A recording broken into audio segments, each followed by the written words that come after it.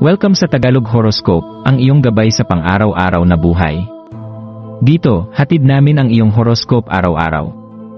Alamin kung ano ang naghihintay para sa iyo sa pag-ibig, trabaho, kalusugan, at swerte. Samahan kami para mas maunawaan mo ang mensahe ng universo para sa iyong araw. Huwag kalimutang mag-subscribe, i-like ang aming mga video, at i-share sa iyong mga kaibigan. Simulan natin ang araw ng may inspirasyon mula sa mga bituin.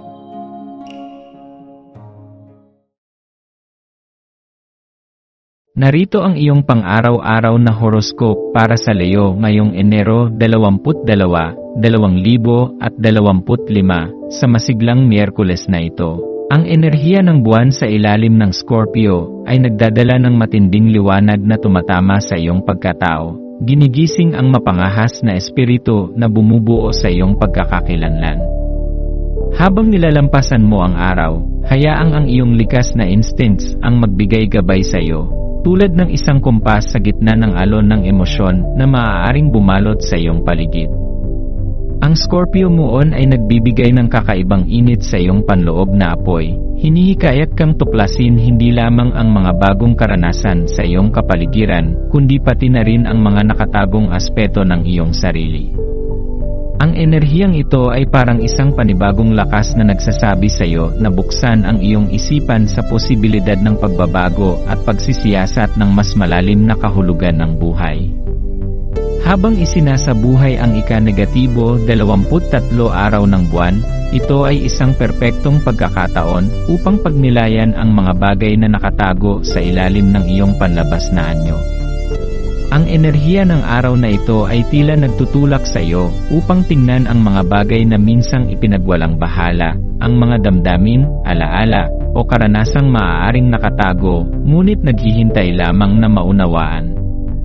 Subalit, ang ganitong introspeksyon ay maaaring maglabas ng mga natitirang galit o pagkabigo na maaaring nakaimbak sa iyong puso. Tandaan, Leo, na ang mga damdaming ito, bagamat mabigat, ay bahagi ng proseso ng paglilinis at pagpapakawala. Kapag natutunan mong yakapin ang mga ito at hayaang mawala ang bigat, makakaramdam ka ng kagaanan na magbibigay daan para sa mas malalim na koneksyon at kasiyahan. Ang araw na ito rin ay nagdadala ng isang kakaibang pagkiling sa mga relasyon at ugnayan. Ang mga cosmic vibrations ng araw na ito ay tila nag-udyok sa iyong puso na magbigay pansin sa mga mahal mo sa buhay. Ang iyong likas na proteksyon na damdamin ay maaaring mas maging malinaw at mas malakas ngayong araw. Hayaan ang intuisyon na gabayan ka sa pakikipag-usap sa mga mahal mo, lalo na kung may mga bagay na kailangang linawin o gamutin. Ang mga ganitong pag-uusap ay maaaring maging daan para sa mas malalim na pagkakaunawaan at pagmamahal. Sa pamamagitan ng iyong tapang at katapatan, kaya mong ibigay ang seguridad na kailangan ng iyong mga mahal sa buhay. Sa pagsapit ng gabi, maglaan ng oras upang magnilay. Ano ang mga damdaming lumabas mula sa lalim ng iyong pagkatao? Ano ang mga bagay na natutunan mo mula sa iyong mga pakikitungo ngayong araw?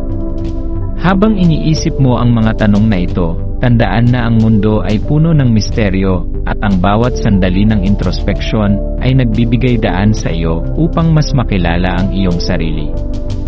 Sa pagyakap sa pagmamahal, pagtitiwala sa intuisyon, at pagbitaw sa anumang negatibidad, makakahanap ka ng liwanag at karunungan na nasa loob mo na mula pa noong una. Ang araw na ito ay isang paalala na ikaw ay nilikha upang magniningning, Leo. Ang iyong likas na enerhiya, tapang, at determinasyon ay iyong mga sandata sa pagharap sa anumang hamon.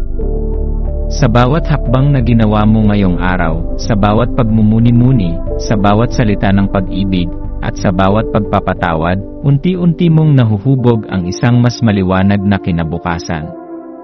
Yakapin ang proseso, Leo, at tandaan na ang iyong kakayahan na magmahal at magbigay linaw ay ang tunay na kayamanan na iyong tinataglay.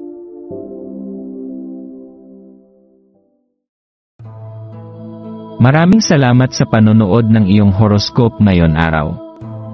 Naway gabayan ka ng mga bituin sa iyong landas. Huwag kalimutang mag-like, share, at subscribe para sa iba pang cosmic na kaalaman. Hanggang sa muli, manatiling konektado sa universo.